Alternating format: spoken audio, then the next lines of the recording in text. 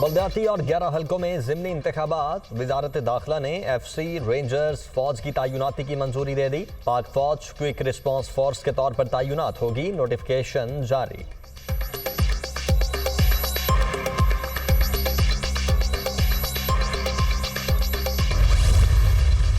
یہ عام الیکشن نہیں، پاکستان کا فیصلہ ہونے جا رہا ہے۔ امریکی سازش کے تحت ملک پر بڑے بڑے مجرموں کو مسلط کیا گیا۔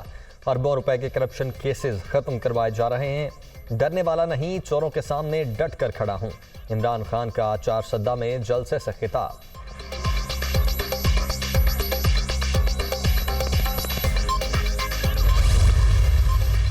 نیشنل گرڈ میں فنی خرابی، بجلی کا بڑا بریک ڈاؤن، سندھ اور پنجاب کے کئی شہروں میں سپلائی متاثر۔ لیاری، شاہ فیصل کالونی، ملیر، گلستان جوہر، سرجانی ٹاؤن، بلدیہ ٹاؤن اور صدر سمیت کراچی کے بڑے حصے میں بجلی بند۔ سینٹ قائمہ کمیٹی برائے توانائی کا بریک ڈاؤن پر اظہار برہمی۔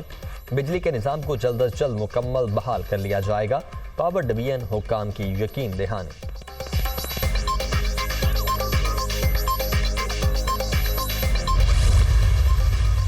نیشنل گرڈ میں فنی خرابی کی تحقیقات کے لیے 4 رکنی کمیٹی قائم۔ رپورٹ سامنے آنے پر ذمہ داروں کے خلاف کارروائی ہوگی۔ 4700 میگا واٹ بجلی سسٹم میں واپس آ چکی۔ ملتان اور فیصل آباد میں بجلی مکمل بحال۔ کوئٹہ، حیدرآباد، کراچی اور دیگر علاقوں میں رات سے سپلائی معمول پر آ جائے گی۔ وفاقی وزیر توانائی خرم دستگیر کی پریس کانفرنس۔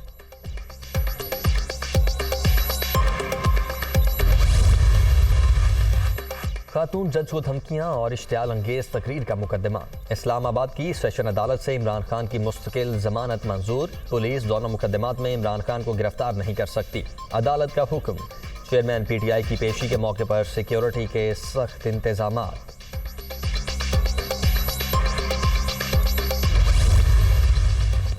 متنازع ٹویٹس کا الزام، سینیٹر اعظم سواتی اسلام آباد سے گرفتار۔ سابق وزیر ریلوے کا 2 روزہ جسمانی ریمانڈ منظور۔ اعظم سواتی کو اگلی پیشی سے پہلے طبی معائنے کے بعد پیش کیا جائے، عدالت کی FIA کو ہدایت۔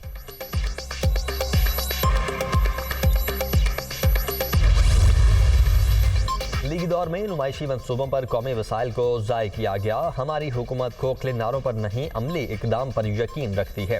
عام آدمی کو اس کی دہلیز پر سہولیات کی فراہمی یقینی بنا رہے ہیں، وزیر اعلیٰ پرویز الہی۔ سستی اشیاء بھی غریب کی پہنچ سے دور، یوٹیلیٹی سٹورز پر مہنگائی کا طوفان۔ دودھ، چائے کی پتی، کوکنگ آئل، گھی سمیت کئی چیزوں کی قیمتوں میں اضافہ۔ 1 لیٹر دودھ 20 روپے اور 1 کلو گھی 141 روپے تک مہنگا، نوٹیفکیشن جاری۔